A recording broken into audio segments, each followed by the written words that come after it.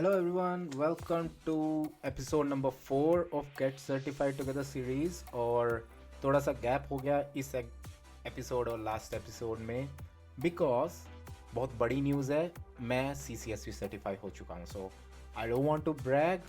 मैं आप लोगों को कोई ऐसा मजाक नहीं उड़ा रहा हूँ, नीचा नहीं दिखा रहा हूँ, बट मैं तो हो गया हूँ भाई।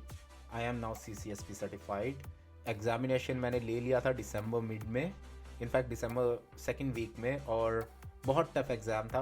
एपिसोड उसके बारे में भी बनाऊंगा, बट अभी नहीं, बिकॉज अभी मैं आपको उसके लिए स्केयर नहीं करना चाह रहा। सारे टॉपिक्स फिनिश करेंगे, उसके बाद मैं बताऊंगा कि क्या क्या एग्जामिनेशन में आया था और कैसा मेरा एक्सपीरियंस था। इंग्लिश में ऑलरेडी मैं बता चुका हूँ, क्योंकि इंग्लिश में डोमेन सारी कवर हो चुके हैं। सो अगर इंग्लिश में सुनना है तो वो एपिसोड रिलीज़ हो चुके हैं, और उसमें आपको मैंने सारा डिटेल दिया हुआ है कि क्या क्या चीज़ें कवर हुई थी और किस तरह का एग्ज़ाम था वो सब। बट ये वाला एपिसोड जो हिंदी में है, हिंदी में अभी पहले हम टॉपिक्स पे कंसंट्रेट करेंगे। तो मेरी रिक्वेस्ट ये है कि अभी इतना बोधर मत करो कि एग्ज़ाम कैसा है, टफ़ है, हार्ड है। टफ़ और हार्ड तो सेम थिंग है। टफ़ है या इजी है, इतना अभी उसके बारे में मत सोचो। बट अभी कंसंट्रेट करते हैं हम खाली टॉपिक्स में। अब टॉपिक मैंने लास्ट टाइम 1.2 तक कवर कर दिए थे, और 1.3 मुझे स्टार्ट करना था, which is identifying security concepts relevant to cloud computing. Interesting topic है because relevant to cloud computing is a key term here. Cloud computing के रेलेवेंट जो कॉन्सेप्ट्स है या टर्म्स हैं वो हम थोड़ा सा जानेंगे। और बार बार मैं बोल रहा हूँ, डोमेन 1 के अराउंड बिल्ड है सारे के सारे डोमेन्स। सो डोमेन 1 में जो चीज़ें हम कवर करेंगे वही चीज़ें डिटेल में कवर होंगी डोमेन 2, डोमेन 3, डोमेन 4, डोमेन 5 और डोमेन 6 में। तो डोमेन 1 में जो भी, जैसे ये आया है कि security concept relevant to cloud computing, इसमें ब्रीफ एक्सप्लेनेशन होगा हर एक कॉन्सेप्ट का, लेकिन बाद में ये सारे कॉन्सेप्ट आएंगे डिटेल के साथ। तो ऐसा नहीं है कि अभी सुना समझा और अरे यार ये तो ईजी है, समझ में आ गया, ख़त्म काम। ऐसा नहीं है, यही चीज़ बाद में फैल के आएंगी। तो अभी से स्टार्ट करेंगे इसमें ईजी टर्म में समझने के लिए, और बाद में डिटेल में जाएंगे। और भी मैं ट्राई करूँगा कि आज कवर कर दूँ सब टॉपिक, बिकॉज डोमेन 1 ज़्यादा बड़ा नहीं है, ईजी भी है, बट ऑफ कोर्स क्योंकि बिल्डिंग ब्लॉक है उसके अराउंड ही बिल्ड हो रहा है पूरा आपका सर्टिफिकेशन पाथ। सो इसको इतना लाइटली भी नहीं ले सकते, अच्छे से टॉपिक कवर करेंगे। बाकी आज यहाँ क्रिसमस है, तो इंग्लैंड में हम क्रिसमस मना रहे हैं। यहाँ पे तो क्रिसमस टाइम में मतलब जलवे छाए हुए हैं, हर जगह लाइटें, हर जगह पूरा खुशियाँ, रौनक एकदम छाई हुई है। आई होप इंडिया में भी या जहाँ भी हिंदी लोग समझते हैं वहाँ पे भी आप लोग इन्जॉय कर रहे होंगे। और हॉलीडे टाइम है, काफ़ी अच्छा भी टाइम लगता है, अनलेस आप सदर्न हेमिसफेयर में और ऑस्ट्रेलिया में सुन रहे हो, तो वहाँ पे तो भाई गर्मी होगी इस टाइम। बट अगर आप नॉर्दर्न या इक्वेटर वाले हेमिसफेयर में, तो दैट मीन्स इस टाइम या तो ठंडा होगा या फिर वेदर प्लेजेंट होगा। तो अच्छा लगता है इस टाइम में, क्रिसमस टाइम होता है, सब लोग सेलिब्रेट करते हैं। उससे पहले अगर हमारी दिवाली आती है तो दिवाली टाइम में भी सेलिब्रेट होता है। तो हमारा तो मतलब अक्टूबर से स्टार्ट हो जाता है, न्यू ईयर तक सेलिब्रेशन ही चलता रहता है। तो उसका ऑलमोस्ट एंड फेज़ आ गया है, क्रिसमस टाइम में इंजॉय हो रहा है फैमिली के साथ सब मिलके। तो आई होप आप लोग भी इंजॉय कर रहे होंगे। और इस टाइम में मैं बैठ के सर्टिफिकेशन एग्ज़ाम की पॉडकास्ट बना रहा हूँ, मतलब या तो मैं बिल्कुल क्लियर हूँ, काम नहीं है, या फिर मैं आपका भला चाह रहा हूँ। और ऑफ कोर्स मैं भला चाह रहा हूँ, खाली तो मैं हूँ नहीं, बहुत काम है भाई। तो इसलिए मैं ये रिकॉर्ड कर रहा था। फिर ऑफ कोर्स मैं नहीं चाह रहा था कि दिसंबर में मतलब एक भी एपिसोड रिलीज़ ना हो, because I think last episode November में रिलीज़ हुआ था, और मैंने बोला था कि बाई वीकली एपिसोड आएंगे, और यहाँ तो भाई मंथली भी नहीं आया एक। तो वो मैं चाह नहीं रहा था, इसलिए मैं आज वाला रिकॉर्ड कर रहा हूँ। ट्राई करता हूँ कि इसमें अब जैसा बोला कि एपिसोड में कुछ तो टॉपिक्स इंटरेस्टिंग कवर होंगे। तो once again means happy new year.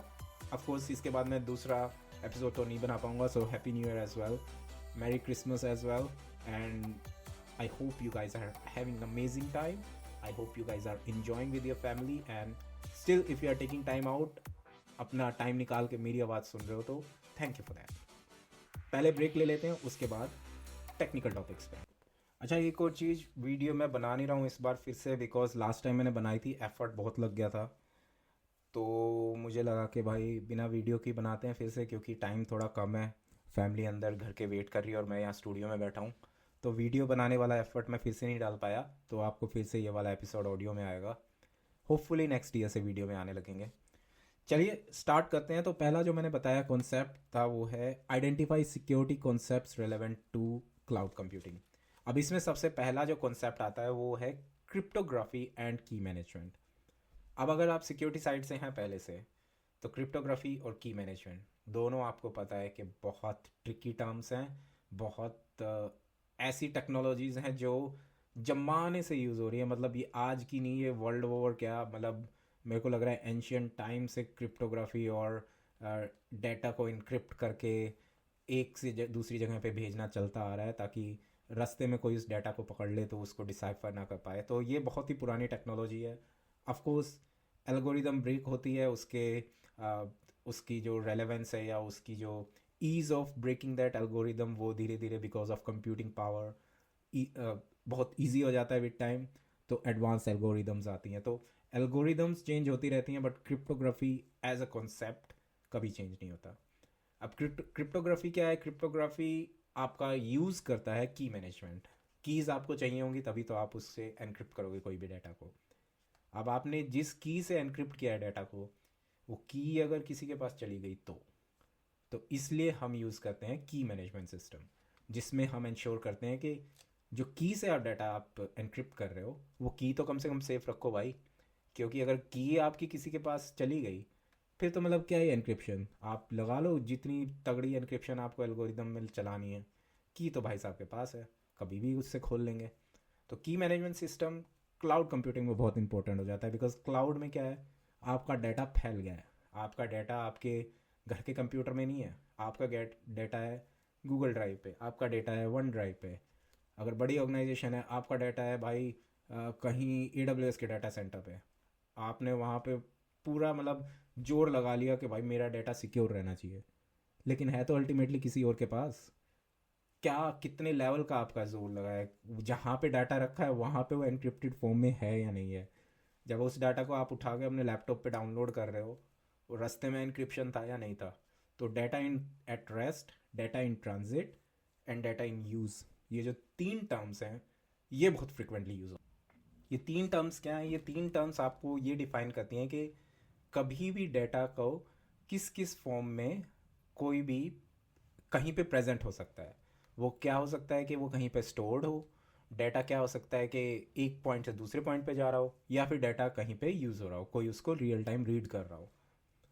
तीनों स्टेजेस में क्या क्रिप्टोग्राफी लेवल है, क्या जो कीज़ उसको एनक्रिप्ट या डिक्रिप्ट कर रही है ड्यूरिंग दैट रियल टाइम। जैसे डाटा इन यूज़ है, डाटा यूज़ करने के लिए तो आपको डिक्रिप्ट करना पड़ेगा, बट वो डिक्रिप्शन आपने किस की से किया है, आपने जिस की से किया है वो की कहाँ स्टोर थी। डिक्रिप्ट करके आप जब उस डेटा को प्रोसेस कर रहे हो, उस पर जो भी फर्दर आपने मॉडल बिल्ड किए या जो भी उसमें एनालिटिक्स किया, उसके बाद आपने फाइनल जो सोल्यूशन है या फाइनल मॉडल्स हैं उसको कहीं अपलोड किया, आप फिर से इंश्योर कर रहे हो क्या कि आपने वो एनक्रिप्ट किया फिर से। तो ये सब चीज़ें आ जाती हैं डेटा लाइफ साइकिल में। अब डेटा लाइफ साइकिल हम समझेंगे जो एक डोमेन सेकंड में proper secure data life cycle का एक बहुत बड़ा टॉपिक है।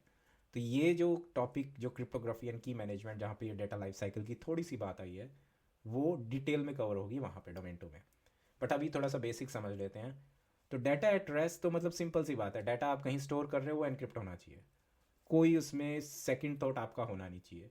अब वो एनक्रिप्शन आप किस एल्गोरिदम से कर रहे हो, उसकी कीज़ आपने कहाँ रखी हैं। अगर आपने क्लाउड प्रोवाइडर के स्टोरेज लोकेशन पे वो आपका डाटा रखा है, तो आप क्लाउड प्रोवाइडेड कीज़ जो, या जैसे AWS मैनेज कीज़ होती है कि AWS अपनी कीज़ बना के अपने आप से एनक्रिप्शन कर रहा है आपके बिहाफ पे। आपको बस उनको ये, जब भी आप सर्विस ले रहे हो, आप जैसे आपने S3 बकेट बनाया, आपको बस ये बोलना है कि इसको एनक्रिप्ट कर दो। वो अपने आप इंश्योर करेंगे कि वो सिक्योरिटी जो भी रेलेवेंट एल्गोरिदम या जो भी सिक्योरिटी स्टैंडर्ड है उसके अकॉर्डिंग जो लेटेस्ट क्रिप्टोग्राफी है उसको वो यूज़ करें और आपका डाटा एनक्रिप्टेड रहे। आप अपनी भी कीज़ यूज़ कर सकते हो ऑफकोर्स, उसमें भी कोई आपको कोई भी क्लाउड प्रोवाइडर नहीं रोक रहा।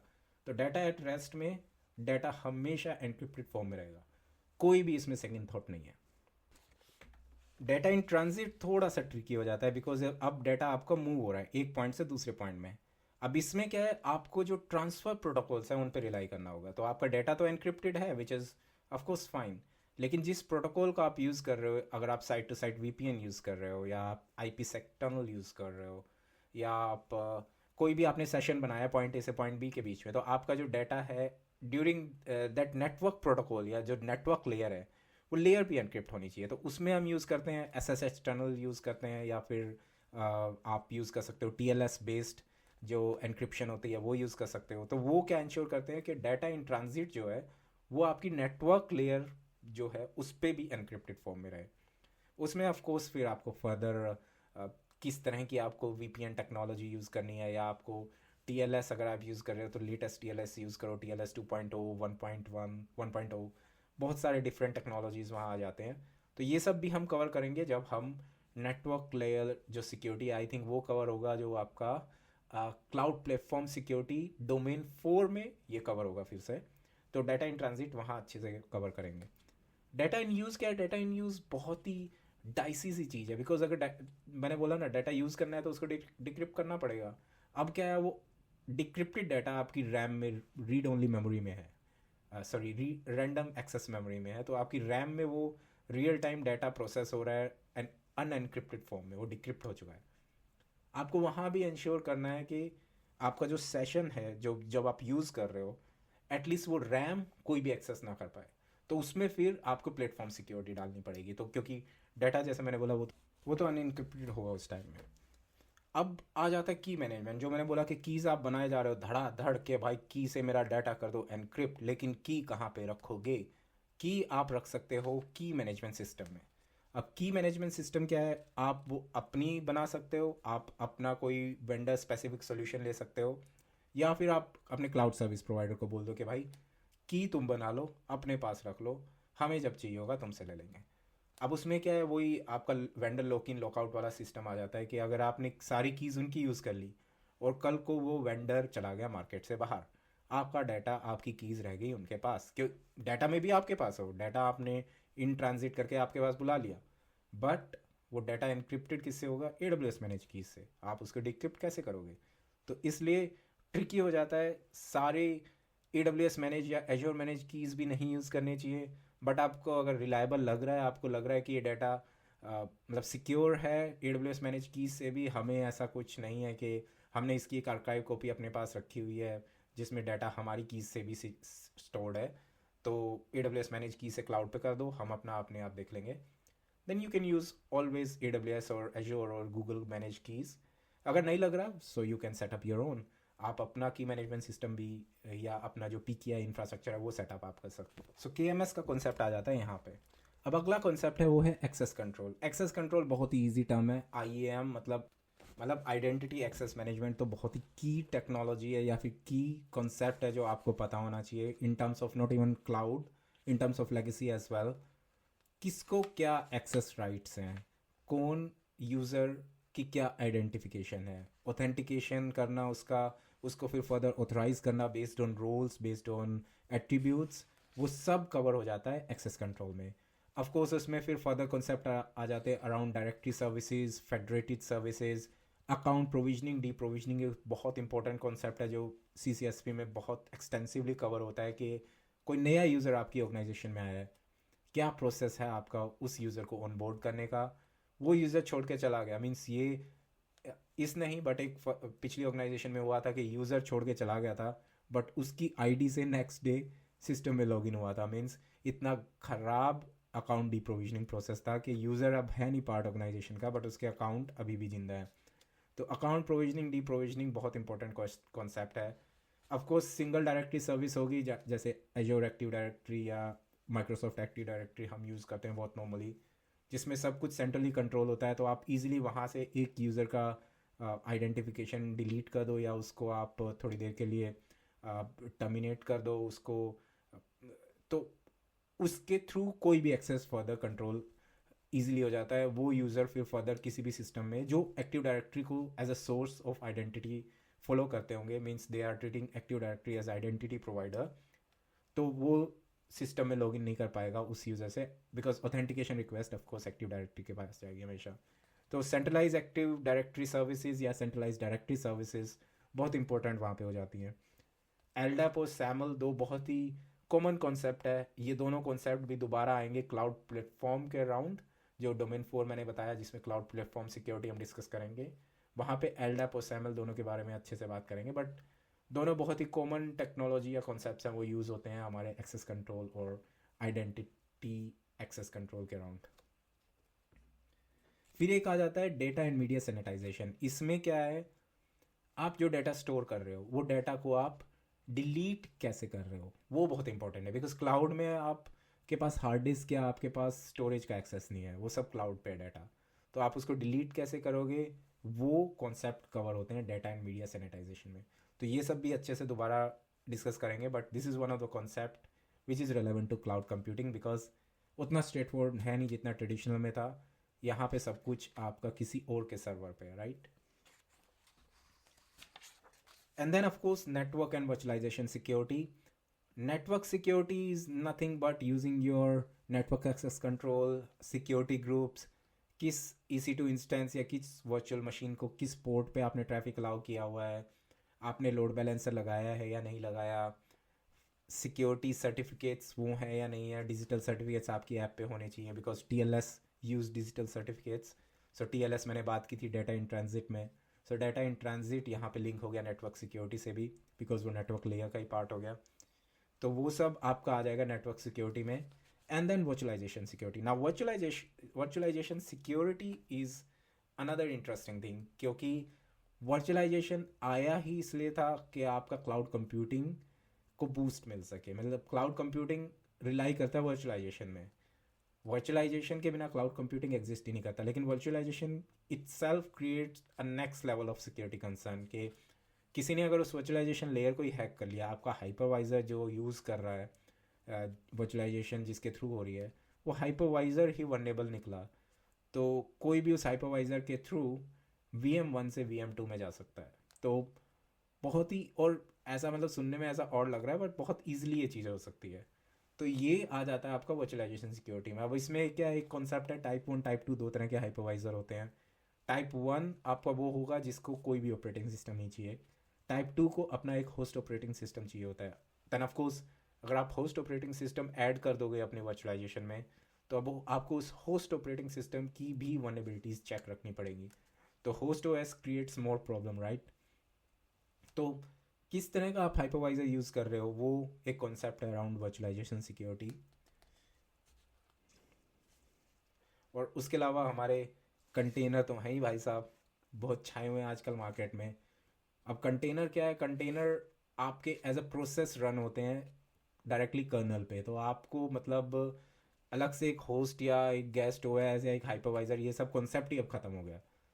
अब वो क्या है कि अगर वो वनरेबल निकले तो मतलब आप ये समझ लो पूरा होस्ट ऑपरेटिंग सिस्टम ही गया आपका। मतलब आपका जो पूरा, जिस ऑपरेटिंग सिस्टम के कर्नल पे आपने कंटेनर चला रखा है, आपका वो पूरा ऑपरेटिंग सिस्टम ही चला गया। अब उसके अंदर 50 कंटेनर चला लो, 50 के 50 हैक हो सकते हैं। तो इसलिए container security add another challenge as well. अब नेक्स्ट टॉपिक हम डिस्कस करते हैं अराउंड कॉमन थ्रेट्स। अभी तक हमने क्या देखा कि डिफरेंट सिक्योरिटी कॉन्सेप्ट्स या डिफरेंट टेक्नोलॉजीज़ क्या हैं जो रेलेवेंट है क्लाउड कंप्यूटिंग के अराउंड। अब थ्रेट्स क्या हैं उन सिक्योरिटी कॉन्सेप्ट्स के अराउंड। मतलब ये सब तो ये होगी कि डाटा एनक्रिप्टेड होना चाहिए, आपका नेटवर्क सिक्योर होना चाहिए, वर्चुअलाइजेशन सिक्योर होना चाहिए, बट कोई थ्रेट होगी तभी तो आप इन सब की सिक्योरिटी इंश्योर कर रहे हो, राइट। अगर कोई थ्रेट ही नहीं होगी तो फिर सिक्योरिटी का क्या ही फ़ायदा, मतलब अब सिक्योरिटी, बट थ्रेट तो है ही, थ्रेट तो हर जगह है। तो कॉमन थ्रेट्स क्या है अराउंड क्लाउड कंप्यूटिंग। इसमें क्या है कि वैसे तो एक OWASP टॉप 10 हम बहुत नॉर्मली फॉलो करते हैं, बट OWASP टॉप 10 है अराउंड एप्लीकेशन सिक्योरिटी ज़्यादा है। तो उसमें आपको ये सब चीज़ें आएंगी लाइक SQL इंजेक्शन या authentication, I think cross site scripting, all दो सॉर्ट ऑफ थिंग। तो OWASP टॉप 10 आएगा एप्लीकेशन सिक्योरिटी पार्ट में। कॉमन थ्रेड्स में हम CSA को फॉलो करते हैं। CSA क्या है, क्लाउड सिक्योरिटी अलायंस। अब क्लाउड सिक्योरिटी अलायंस ने अपने कुछ की थ्रेट्स कंसीडर किए हैं जो irrespective of vendor, irrespective of आपका क्या सोल्यूशन है, कोई भी आप एप्लीकेशन क्लाउड पे डाल रहे हो उस पर वो थ्रेट आ सकता है। तो उसमें क्या क्या आएगा, उसमें आएगा जैसे आपके डेटा ब्रीचेस आ जाएंगे, इनसाइडर थ्रेट आ जाएगा, API security, control plane management and cloud की विजिबिलिटी, या फिर आपकी क्लाउड सर्विसेज ही इम्प्रॉपरली यूज़ हुई हैं। मीन्स क्लाउड सर्विसेज इतनी ज़्यादा बना दी, इतने लोगों के पास एडमिन राइट्स था कि किसी को पता ही नहीं है कि कितने सारे वर्चुअल मशीन यूज़ हो रखे हैं, किस वर्चुअल मशीन पे क्या डाटा है, क्या एप्लीकेशन चल रही है, किस किस को उसका एक्सेस है।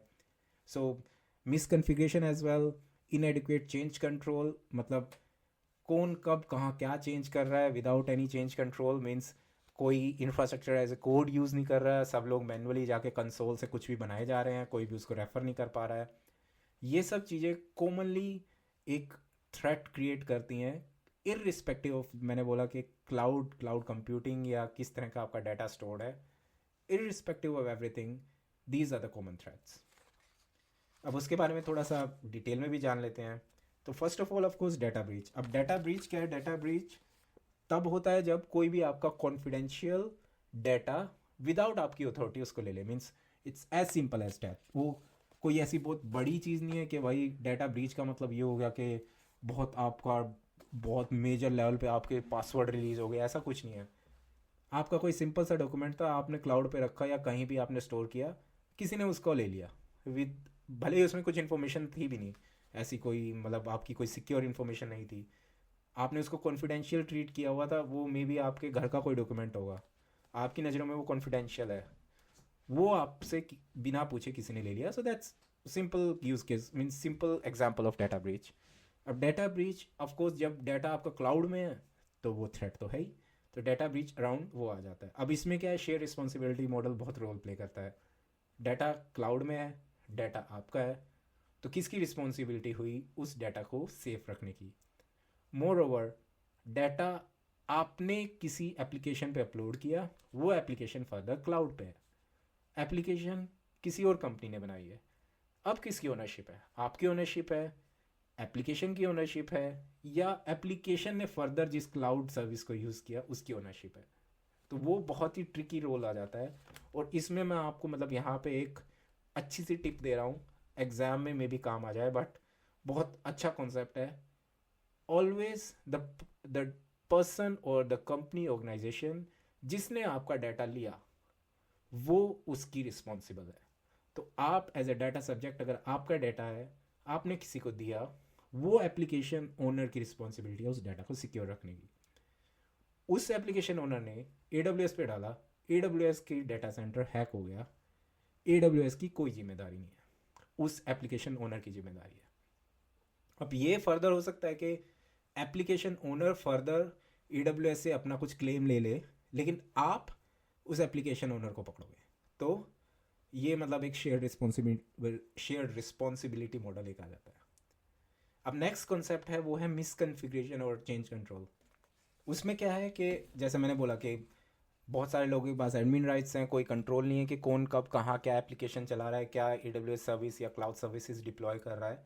उससे ऑफकोर्स थ्रेट बढ़ जाता है, बिकॉज आपको नहीं पता कि किसकी क्या एक्सपर्टीज़ है उस सॉल्यूशन में।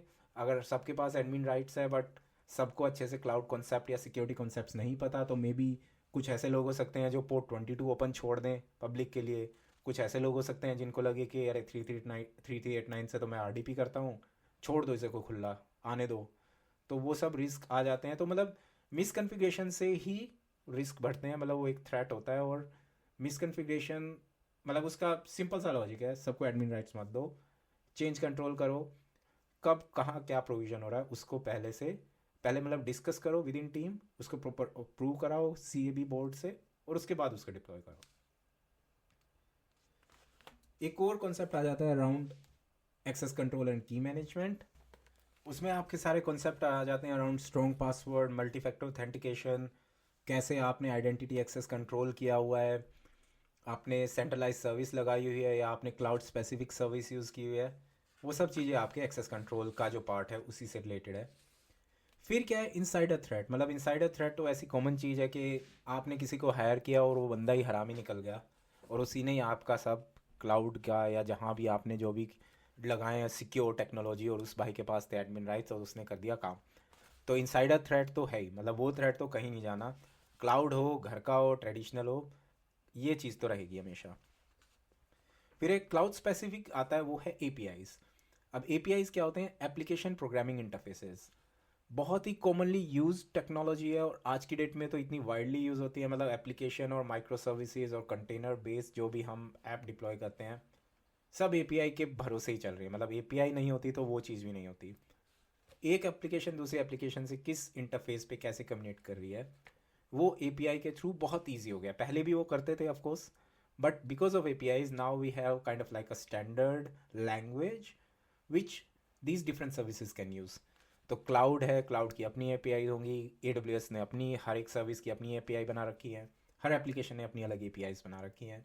उस एपीआई को अगर कोई प्रॉपरली ऑथेंटिकेट करे, मीन्स ऑफ कोर्स सिक्योरिटी और सीक्रेट टोकन्स होते हैं, उनके थ्रू ऑथेंटिकेट करके अगर वो एपीआई पे कोई रिक्वेस्ट भेजेगा तो एप्लीकेशन आपको रिस्पॉन्ड करेगी। बहुत सिंपल सा कॉन्सेप्ट है। बट अगर वही इनसिक्योर होगी तो मतलब कोई भी आपकी एप्लीकेशन पे एपीआई कॉल करके रिस्पॉन्स में जो भी आपको इंफॉर्मेशन चाहिए वो प्राप्त कर सकता है। अब एप्लीकेशन को तो नहीं पता कि ये कॉल कहाँ से आई है। एप्लीकेशन का काम है इस एपीआई, इस सीक्रेट टोकन के साथ ये एपीआई कॉल आई तो मुझे ये डाटा उसको रिस्पॉन्स में भेजना है। अब कौन उसको भेज रहा है, क्या भेज रहा है, या जिस कॉल पे वो गई वो कॉल ही किसी ने बीच में हैक कर लिया, man in the middle attack कर लिया कि आपका डाटा ओपन है और जो कॉल जा रही है वही कोई रीड कर रहा है आराम से बैठ के। So insecure API is another kind of threat which is more relevant to cloud. तो ये सब चीज़ें हैं जो around common threats around cloud computing आती हैं। अब नेक्स्ट जो टॉपिक है वो है 1.4, जिसमें हम थोड़ा सा बात करेंगे design principle of secure cloud computing. अब इसमें जो सबसे पहला कॉन्सेप्ट आता है वो है अराउंड डाटा। अब डाटा जो है वो है भाई ऐसी चीज़ जिसके अराउंड ही पूरा सिक्योरिटी का रोना धोना मचा हुआ है। सिक्योरिटी आप अपनी एप्लीकेशन की कर लो 50, कोई फ़ायदा नहीं है अगर उसमें से डाटा ही लीक हो गया। अल्टीमेटली सब लोग डाटा को ही बचा रहे हैं। तो इसलिए डोमेन 2 जो इमीडिएटली जो हमने बिल्डिंग ब्लॉक जो डोमेन 1 कवर किया, डोमेन 2 सीधा आता है डाटा सिक्योरिटी पे, और उसी की स्टार्ट यहाँ से हो जाती है, जिसमें थोड़ा सा कवर करते हैं हम cloud secure data life cycle. अब डाटा क्या है, आपका डाटा 6 स्टेजेस में होता है। पहला है जब डाटा क्रिएट हुआ, फिर डाटा जो क्रिएट हुआ उसको कहीं ना कहीं तो आपने स्टोर किया, स्टोर करने के बाद उसको थोड़ा सा यूज़ किया, यूज़ करने के बाद आपको किसी भाई ने मांग लिया कि भाई थोड़ा सा डाटा दियो अपना, तो आपने उसको शेयर कर दिया।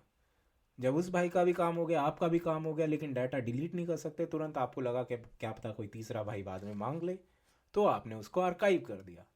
अब आर्काइव करने के बाद जब आपको लगा कि भाई अब तो इस डाटा को कोई नहीं पूछने वाला, तो आपने उसको डिलीट कर दिया। ये है cloud security data life cycle के 6 स्टेजेस।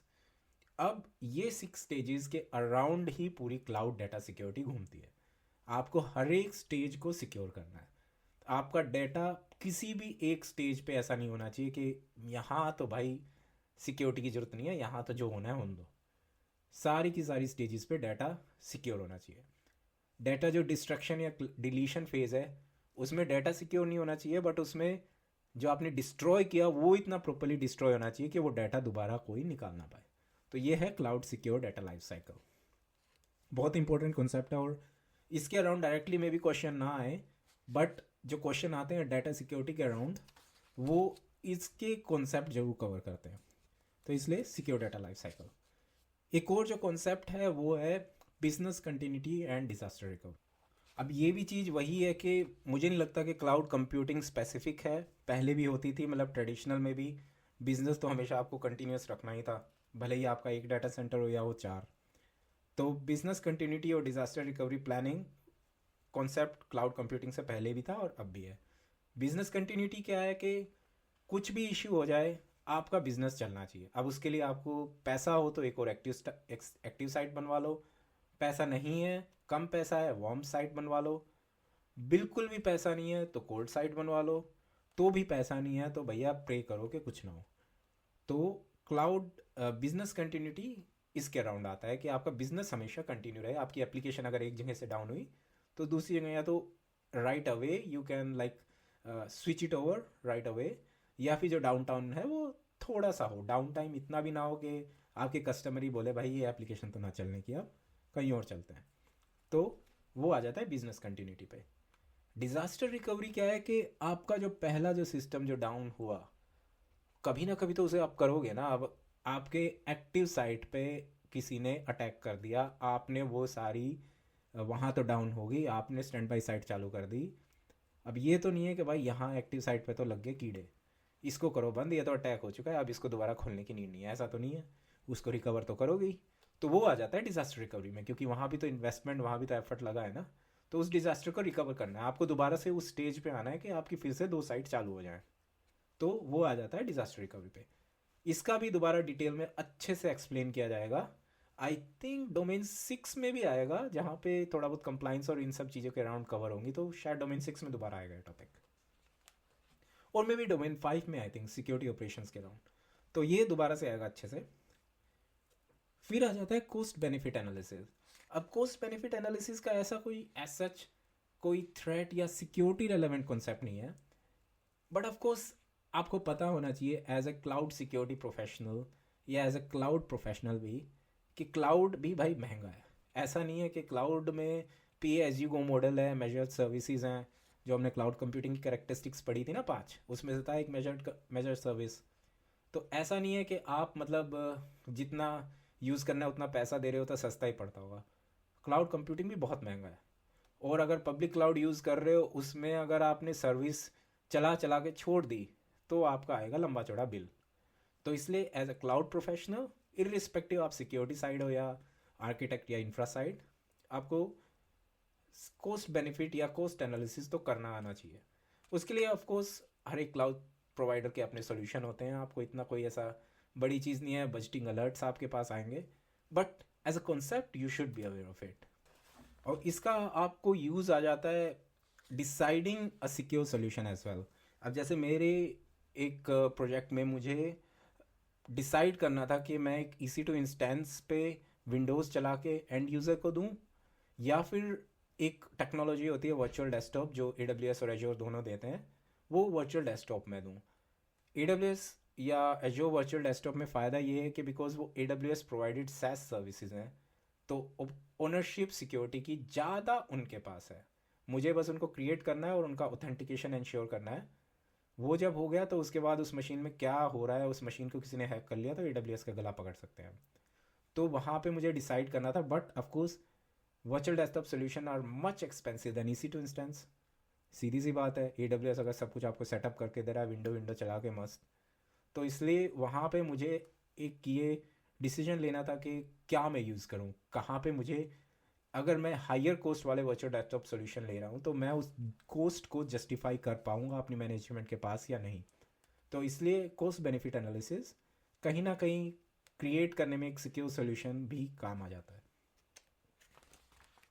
अब थोड़ा सा हम रोल बैक करते हैं, रिवाइंड करते हैं डिफरेंट क्लाउड सर्विस मॉडल में।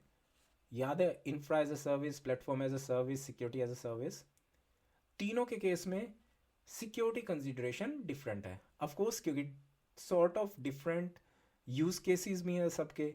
इंफ्रा एज सर्विस किसी और यूज़ केस के लिए यूज़ होगा, प्लेटफॉर्म एज सर्विस का कुछ और यूज़ केस है, SaaS का कुछ और यूज़ केस है, तो उसके अराउंड सिक्योरिटी कॉन्सेप्ट्स या सिक्योरिटी कंसर्न्स भी अलग अलग हैं।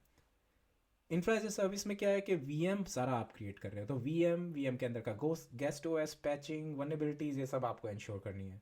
VM पे कोई अटैक हुआ आपकी रिस्पॉन्सिबिलिटी है। नेटवर्क सिक्योरिटी, सिक्योरिटी ग्रुप्स, नेकल्स, ये सब आपको इंश्योर करना है, बिकॉज आप इंफ्रास्ट्रक्चर सारा खुद मैनेज कर रहे हो। क्लाउड सर्विस प्रोवाइडर बस आपको एक हार्डवेयर लेयर दे रहा है, उसके ऊपर क्लाउड कंप्यूटिंग या वर्चुअलाइजेशन लेयर अपनी चलाते हैं। वो VM के अंदर OS की क्या सिक्योरिटी ग्रुप्स, क्या पोर्ट्स, नेटवर्क सिक्योरिटी, सब आपको देखनी है। तो इंफ्रा एज ए सिक्योरिटी के अराउंड ये सिक्योरिटी कंसर्न हो गए, sorry infra as a service के अराउंड ये सिक्योरिटी कंसर्न हो गए। पैस में क्या है, पैस में आपका VM बना बना के AWS या एजोर दे रहा है। VM के ऊपर OS भी उन्होंने डाला हुआ है, आपको तो बस एप्लीकेशन उसके ऊपर चली हुई मिल गई, लेकिन उस एप्लीकेशन पे आप और लाइब्रेरीज डाल सकते हो और टेस्टिंग के लिए कुछ और इंस्टॉल कर सकते हो, वो सब आपको उन्होंने एक राइट्स दे रखे हैं। तो उसमें क्या आ गया, क्योंकि आप यूज़र कुछ परमिशंस आपकी होंगी जिसको यूज़ करके आप वो इंस्टॉलेशन कर सकते हो, तो user permission, user access management, अगर जो लाइब्रेरीज उसमें डली है उसी में कुछ मॉलवेयर हो गया, वो सब ओनरशिप आपकी आ गई अगर आप उसमें कुछ एडिशनल सॉफ्टवेयर इंस्टॉल कर रहे हो। VM, सिक्योरिटी ग्रुप्स, ये सब AWS मैनेज कर रहा है या एजोर मैनेज कर रहा है आपके लिए, या कोई भी क्लाउड सर्विस प्रोवाइडर। SaaS में क्या है कि SaaS में सब कुछ आपका क्लाउड सर्विस प्रोवाइडर मैनेज कर रहा है, एक्सेप्ट जो आप उसमें डाटा डाल रहे हो और उसका एक्सेस लॉग्स। तो अगर आपने उसमें जो डाटा डाला है वो एनक्रिप्टेड है या नहीं है, वो डाटा आप क्या डाल रहे हो, क्या उसकी कैटेगरी है, उसकी क्या एक्सेस पॉलिसीज़ हैं, आपने उस फर्दर एप्लीकेशन का एक्सेस किस किस को दे रखा है। तो अब जैसे सिंपल सी बात है, अगर जीमेल है, जीमेल पे आपको तो एप्लीकेशन मिल गई, आपने उसका लॉगिन अकाउंट भी बना लिया। अब वो लॉगिन अकाउंट ही आपने किसी और को दे दिया और आपका डाटा किसी ने ले लिया, तो इसमें जीमेल की तो कोई ओनरशिप नहीं है ना, इसमें आपकी as a end user ownership आ गई। तो एक्सेस कंट्रोल वहाँ पे आ गया कि एप्लीकेशन एक्सेस कंट्रोल कैसे मैनेज है। अब डिफरेंट सी एस पीज़ हैं यहाँ पे, ठीक है। डिफरेंट हमने बोला क्लाउड सर्विसेज होती हैं, क्लाउड सर्विस प्रोवाइडर होते हैं। हर एक को इवेल्युएट करना पड़ता है, बिकॉज आपको नहीं पता कि किस क्लाउड सर्विस प्रोवाइडर की क्या एक्सपर्टीज़ है या उनकी क्या मैच्योरिटी मॉडल है या मैच्योरिटी लेवल है। तो ए डब्ल्यू एस ऑफकोर्स जैसे मार्केट लीडर है, एज्योर भी अच्छा खासा मार्केट है, गूगल क्लाउड, बड़ी कंपनीज हैं, ओरेकल, इन सब का मे बी आप ब्लाइंडली इनको ट्रस्ट कर लो, maybe, I don't know. As an organisation आप इनको भी इवेल्युएट कर सकते हैं। Means you can go and ask A W S, can you show like you are P C I certified, can you show like your this application is HIPAA compliant. तो आप ए W S को ये question पूछ सकते हो, azure को पूछ सकते हो। बट अगर कोई नया क्लाउड सर्विस प्रोवाइडर है जिसका आपको कुछ भी नहीं पता, तो उनको भी ये पूछना पड़ेगा, तभी तो आप उन पर ट्रस्ट करके उस पर अपनी एप्लीकेशन या डाटा होस्ट करोगे। तो उसका इवेल्युएशन के लिए बहुत सारे सर्टिफिकेशंस हैं, बहुत सारे स्टैंडर्ड्स हैं, बहुत सारे क्राइटेरियाज बने हुए हैं। सबके बारे में तो नहीं, बट कुछ के बारे में हम बात कर लेंगे। अब क्या इनमें से कुछ जो है वो स्टैंडर्ड हैं, मतलब वो जेनरिक स्टैंडर्ड है, किसी को फॉलो करना है करे, ना करना है ना करे। कुछ है रेगुलेशंस कि वो तो आपको फॉलो करनी पड़ेंगी, अगर वो नहीं फॉलो की तो आपका होगा कंप्लाइंस ब्रीच, आपको लगेगी पेनल्टी।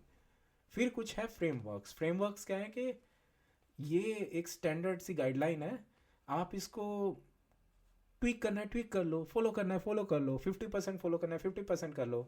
आपको सब कुछ खुद से बनाने की जरूरत नहीं है। आपको लिए हमने कुछ एक अपने मार्केट रिसर्च या बहुत सारी हमारी कंपनी ने टीम बनाई है, और बहुत सारी कंपनी का एक अलाइंस है, उन्होंने ये फ्रेमवर्क बनाया, आपको फॉलो करना है, आपके लिए ईजी होगा। तो ये डिफरेंट आपके क्राइटेरियाज या सर्टिफिकेशन या रेगुलेशंस, कुछ भी बोल लो आप। सबसे पहला आई एस ओ आई सी 27001। सो ये है इन्फो सिक्योरिटी के अराउंड। अब ये 27001 को याद रखना है, बिकॉज ऐसे 27000 वाली बहुत सारी सीरीज आएंगी और बहुत सारे क्वेश्चंस आ सकते हैं इसके अराउंड। सो 27001 वन मतलब स्टार्ट यहीं से हो रही है, इन्फो सिक्योरिटी यहाँ से है। अभी तक क्लाउड सिक्योरिटी नहीं आया था, तब से ये बना हुआ है, इसलिए 27001 बिलोंग्स टू इंफॉर्मेशन सिक्योरिटी। जब तक क्लाउड सिक्योरिटी स्पेसिफिक स्टैंडर्ड नहीं आया था आईएसओ का, लोग आईएसओ 27001 को ही फॉलो कर रहे थे। और उसमें क्या है, उसमें आपको एक सिस्टमेटिक अप्रोच दी है कि कैसे आपको अपने डाटा या अपने इंफॉर्मेशन सिस्टम जो भी हैं उनको सिक्योर रखना है, इररिस्पेक्टिव क्लाउड या ट्रेडिशनल, क्योंकि 27001 is generic for both of them. ये वही सब कॉन्सेप्ट आपके कवर करेंगे कि ह्यूमन रिसोर्स सिक्योरिटी कैसी होनी चाहिए, asset management, access control, cryptography क्या यूज़ करनी चाहिए, ऑपरेशन सिक्योरिटी क्या होना चाहिए। इस सब के इर्द गिर्द इन्होंने स्टैंडर्ड ये लिखा हुआ है। अब ये ग्लोबली रिकॉग्नाइज स्टैंडर्ड है, और अगेन मैं बोल रहा हूँ क्लाउड स्पेसिफिक नहीं है। फिर आता है 27002, which is more technical and more detail compare to 27001। यहाँ पे आपके मोर टेक्निकल लेवल में आपकी इंफॉर्मेशन जाएगी, टेक्निकल आपके सॉल्यूशंस जाएंगे, रिकमेंडेशंस जाएंगी। Again it is generic, not cloud specific. Cloud specific कहाँ आता है, क्लाउड स्पेसिफिक आ जाता है 27017। सो 27017 is cloud specific ISO standard, वहाँ पे क्लाउड स्पेसिफिक कॉन्सेप्ट्स आएंगे। सो ये हमें याद रखना है। फिर आते हैं आपके सोक 1, सोक 2 एंड सोक 3 रिपोर्ट्स।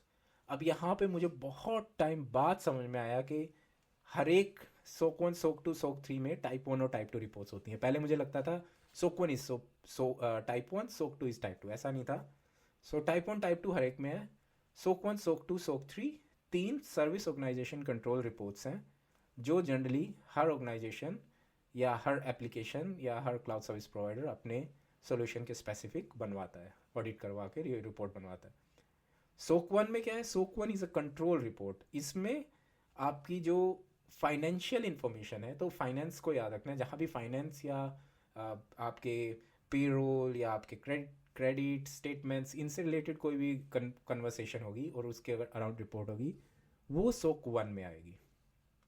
सोक 2 में आएगा आपका टेक्निकल इवेल्युएशन होगा, जिसमें आपके रियल जो आपके टेक्निकल सोल्यूशन या टेक्निकल आपने इम्प्लीमेंटेशन की है अराउंड सिक्योरिटी, वो सोक 2 में आएगी। अब सोक 2 क्योंकि टेक्निकल डिटेल्स इतनी उसमें होती हैं, इन्फॉर्मेशन सब कुछ आपका कच्चा चिट्ठा होता है कंपनी का, सोक 2 कभी भी आपको इतनी ईजिली किसी ऑर्गेनाइजेशन की मिलेगी नहीं।